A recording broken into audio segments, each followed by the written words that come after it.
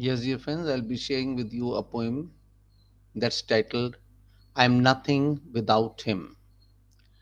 I'm nothing without Him. His forgiveness is my life. If fruit of disobedience could rob us of our life, then fruit of Christ's obedience can bring us back to life. The door of heaven is open only through the blood of Christ. I am the way, the truth, the light, the vine, the door, and everlasting life, the hope of the sinful, the light to the blind. My bank of righteousness, in whom I myself confine. When the judgment begins, I will hide in the blood of Christ. In this poem, if you see, it talks about the fact that I am nothing without Him. Without the presence of God, we are nothing. His forgiveness is my life. Christ gave each and every one of us forgiveness through his death on the cross. And that is exactly what it talks about. His forgiveness is my life.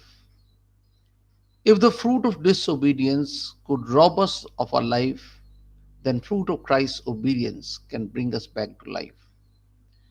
If you see who was disobedient, it was Adam, the first Adam, who disobeyed. And what did he do? He ate of the tree of which he was asked not to eat. Here you can see if first man's disobedience could rob him of his life, then the obedience of second man, that is Christ himself, who suffered and died on the cross, can bring us back to life. The door of heaven is open only through the blood of Christ. Here, if you see, the door of heaven through which we can meet back God is open through the forgiveness, because the price has already been paid, and it has been paid by Christ himself.